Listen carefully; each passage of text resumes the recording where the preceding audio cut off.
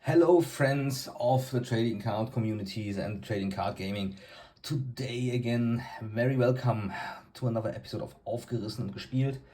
And we are presenting a Magic the Gathering. You see it on the mat again. Video again. This time it's a DeckTech, and I would say it's like Azami, Lady of Scrolls, is not as kind a lady as she should be. So this is our commander for today. We're doing a commander DeckTech. So Lady of the Scrolls Azami, which is like literally like a 0/2 body wizard, and from the Good Art Kamigawa set, and it says tap and untap wizard you control, draw a card. So you have a lot of possibilities about playing this commander. Most of the time in the past I was more using this as a wizard tribal, so it makes sense because like every time we tap a wizard we draw a card, and if we draw a lot of cards you got the point, I guess. But you can get her even more annoying and that's possibly if you're having like a couple of matches, like it's not a one-on-one, but like let's say you have like 4 friends sitting around, this commander can put down the whole amazing table of friends. So shut down the table, get alongside Azami. As I said, not the kind lady to be. This deck is kinda expensive, so please don't be afraid. You can of course always substitute your more expensive cards in this deck through more cheaper ones. Literally like a couple of them are not mandatory to be in there. It's nice to have. If you don't have them, don't be afraid. Substitute them. It's not like literally like much slowing down the deck. This build is just like more, I think, like for the complete variation. So let's take a look. We have a great mana base. We have, of course, good things and good stuff. Ancient Tomb, of course, to add 2 colorless mana deals 2 damage. We need to get out our commander fast. That's a good thing. So we need 3 blue and 2 others. So literally like we need a lot of mana to bring her out, and afterwards we need a lot of mana to protect her, because like we have a card draw engine on the table then, which no one on the table possibly would like to see there for a long time. And 0/2 is not, to be honest, like the body you're wishing for a commander, at least if you're having 5 mana as the CMC. Let's go for the other stuff. Minamo, School at Water's Edge, add 1 blue mana, and we can untap target legendary permanent. You got the point? If we are having some more legendaries in there, we can definitely get to a bit more of untap steps away. Tolaria West. Tolaria enters the battlefield tapped, add 1 blue. We can transmute her, which means like this card, search a library for a card with converted mana cost 0, reveal it and put it into your hand. So we will see why we are having this in here. It's like how to say, you will possibly see this card, by the way, it's good substitution possibly if you're having not all these amazing cool mana rocks which we are playing here, but okay, you will see where this is going. Mystic Sanctuary, I think, is a must include like in every amazing blue commander deck. We can have enter it if we have 3 islands or less than 3 islands, it comes tapped, otherwise it's not tapped. And if it comes untapped, you may put target instant sorcery card from a grave on top of your library. If we are talking about shutting down the board, we will be having a lot. And if I say a lot, I mean a lot of instants in this case. Polluted Delta, we cannot take a look for swamps, but we can look for islands in this case. Scalding Tarn does literally like the same, but we are not looking for mountains, which we are not running, but for islands. Again, Misty Rainforest guess the same. We are not having forest, but we can again look for islands. Otawara Soaring City, add 1 blue. We have a channel blue 3, which means discard Soaring City target artifact, creature, enchantment or planeswalker to his owner, and this ability costs 1 less to activate for each legendary creature you control. So already less when our commander is out, we can protect a little bit of our stuff here, which is like board wipes or something similar coming our way. Emergent Zone at 1 colorless. We can sacrifice it and you may cast spells this turn as though we had flash. Guess where this is heading for, because like possibly this is part of our win condition.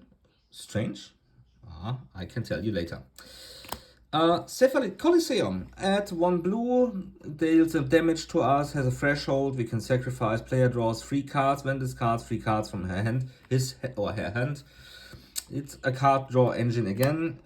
Gemstones Cavern, nice to have in the opening hand because we can do it for blue and where otherwise it's like a colorless land. Doesn't matter. It's a good inclusion, to be honest, like for some games where you have this on hand, otherwise just like get one colorless mana. Come on, it's cool.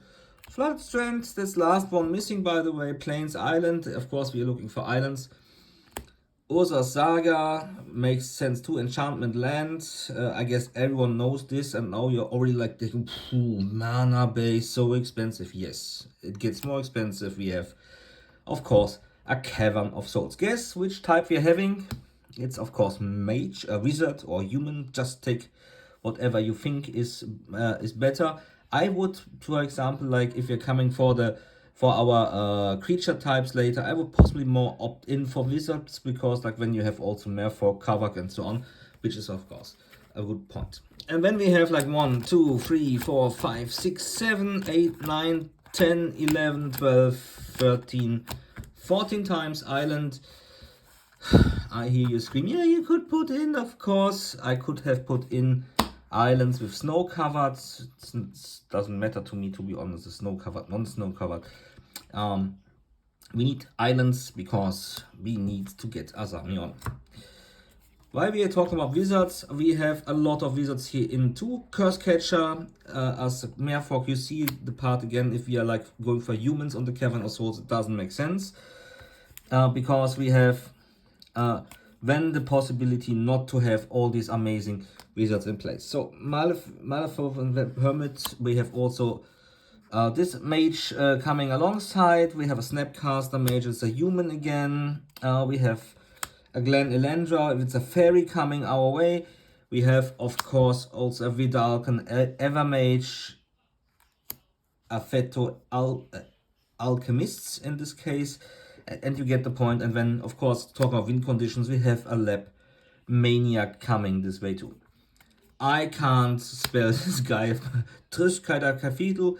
It's a human wizard too, so you get the point. We have a lot of wizards in this thing. So because like we can also with Spell Seeker and everyone tap an untapped wizard you control, draw a card, so we don't need to attack.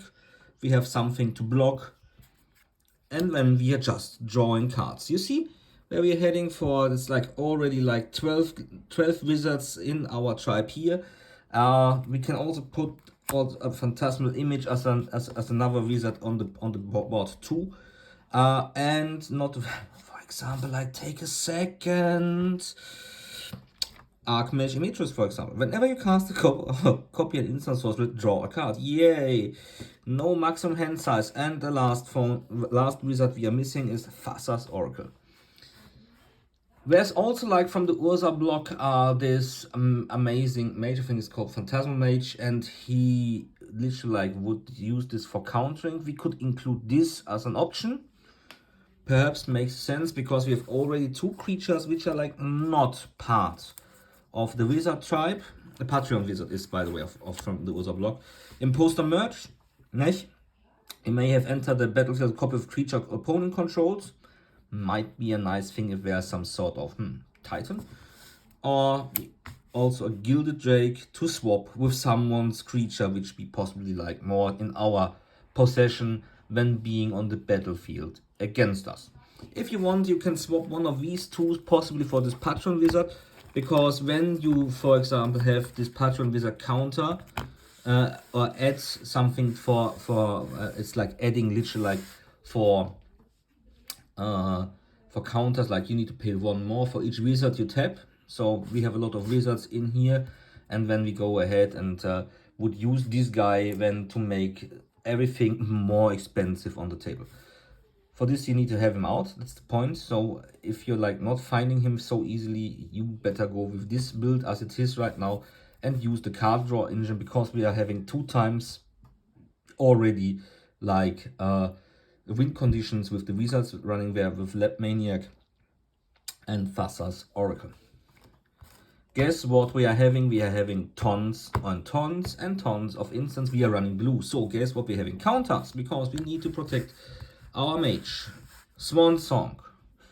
We have Chain of Vapor to put something back to the part. We have an exile part with a resculpt on the mist. Miscast is another counter running around. We can of course muddle the mixture with again counter instant or sorcery. Hard Think, Force of Negation coming this way. A Pact of Negation if it's like not so great running for us, but this will when on the upkeep mean we need 5 mana to pay for of course this other part of the casting cost. Counter spell, guess what it is? We have a Force of Will in there too. We have a Mental Misspell, Flusterstorm. So you get what the point is. We can put a delay to something which we don't want to see at this point of time right now.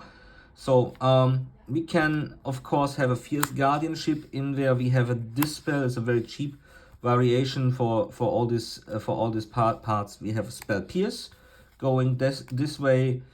A mana drain is also always handy for us in this case, and of course we can use to destroy something, so Pongify is also very nice. So see what we are having here. It's a free 7 1 2 3 4 5 6 7 8 9 10 11 12 13 14 15 16 17 times something to really be annoying to the board state to protect our mage to get to our win condition. Amazing. It's very, very much.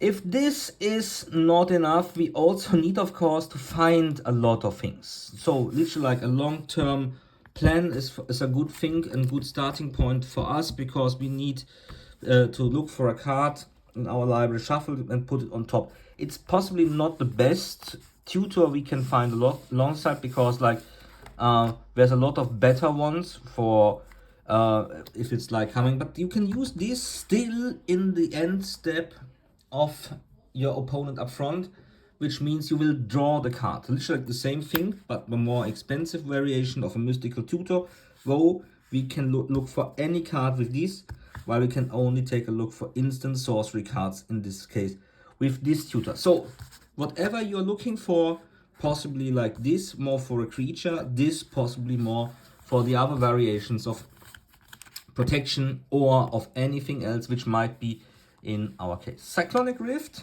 means we can, it's like our board vibe, literally like if we're paying its overload cost. I guess you all know this card very much. So literally like this is our thing to protect us from everyone else. Of course we need card draw. Brainstorm is a good thing in this case. So we are having a lot part of these things here. I showed you a lot of parts about already, like let's say our win conditions from the creature side, Thassa's Oracle, and of course Lab Maniac, which means we are running the Dramatic Reversal Isochrone Scepter combo in this deck. You will find this later on in these artifacts. So we have a good thing here to run. Some games somehow sometimes need to end, so just put in some combo, which of course will do like this. We can exile, of course, both spells too. That makes things very easy in this case. And if you're like for all these parts and want to end the game fast, come on, Intuition. It's a cool thing. We use 3 cards. You can either use Lab Maniac, Dramatic Reversal, Isochrone Scepter to take a look what we need for, or we can put in something like from our other win conditions too. Very, very handy. Just need 1 piece possibly or 2, like, and just fake them off, like tell them like, you put away my win con, but then you pull out the other one. Very, very cool. For example, Flash of Insight works perfect, by the way, with a Thassa's Oracle in place. And if you're running this card, it makes also possibly sense if you take a look at a Paradigm Shift, because like you can definitely take a look, remove all cards from your library from the game, shuffle your graveyard into your library. Look at the top X cards of your library, put 1 of them in your hand, the rest on the bottom of your library. And if you're having like this Flash part and Thassa's Oracle, hey, you just have a win. Amazing, huh? not something everyone has on the list. This card, by the way, very old. Not many people use this, but I love this card somehow because the artwork is very cool. B, it plays very well in this case what we are having on our stack.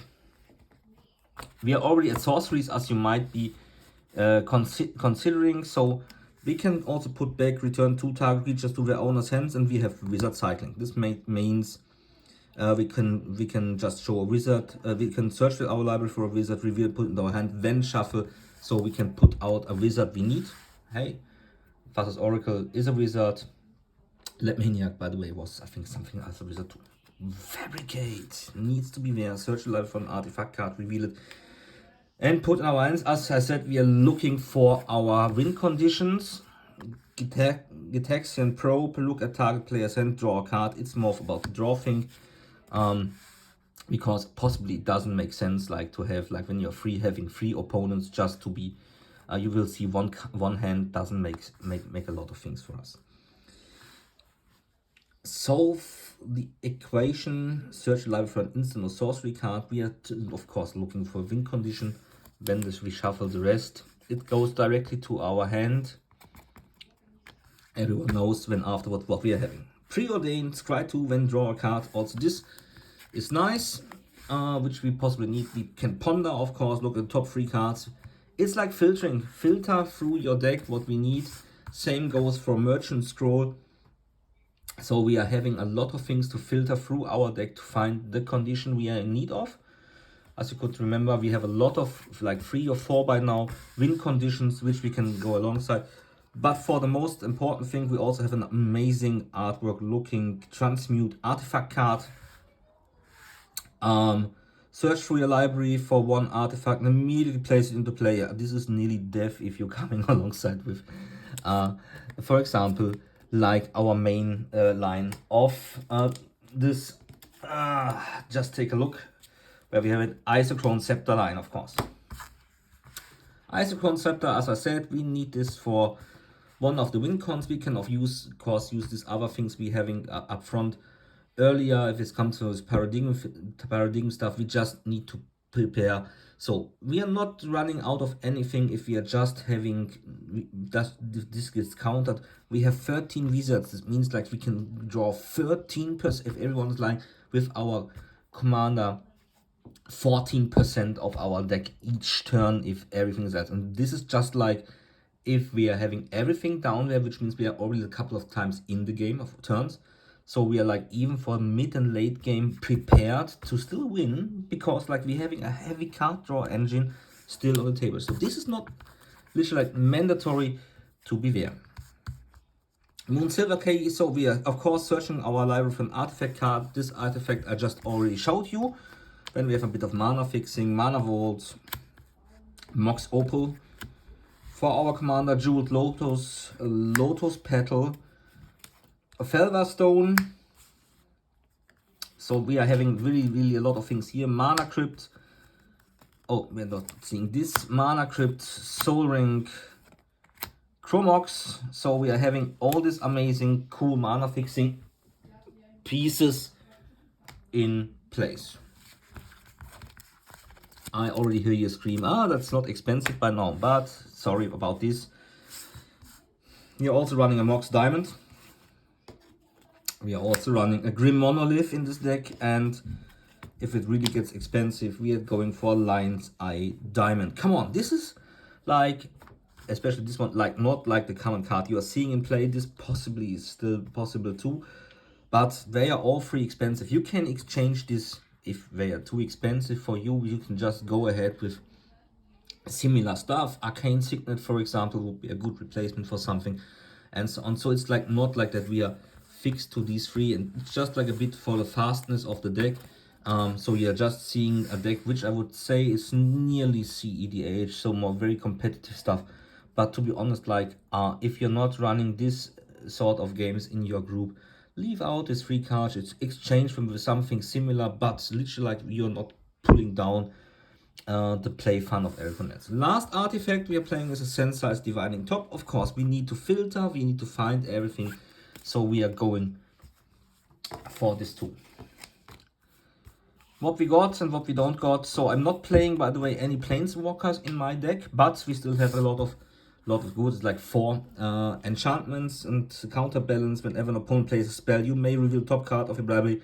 So literally it's a counter 2. This is permanently in place. Come on, it's 2 mana, 2. It's very easy to play. And we're just revealing it. This means not that we are like giving this afterwards into graveyard. We know what card we are getting. It's just like we are countering it. Amazing. Mystic Remora means we can draw hopefully cards, as well as we are doing with the Heuristic Study in this case. So we are having like 2 draw card engines in the enchantment part. And if we are still low on artifacts and other stuff, we can of course do a copy artifact, so which we can now do as a duplicate. Whatever we are having there, like perhaps like want to play with 2 Grim Monoliths, okay, we can do this, makes sense. And makes a lot of mana in this, in our case.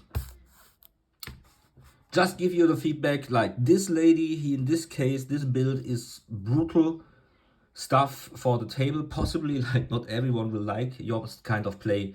Here we are very close to a cedh setup, so be aware that possibly like you're overpowering the table with this deck if you're running it as it is here.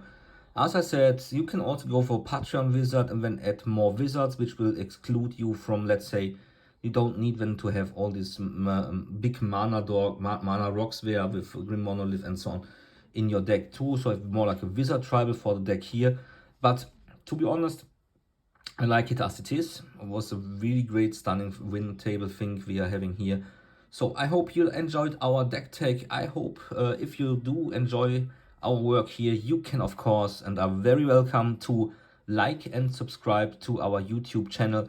Follow us on Instagram too, it's the same name, literally like, and yeah, see you next time. Enjoy gaming and goodbye and auf Wiedersehen. Ciao, ciao.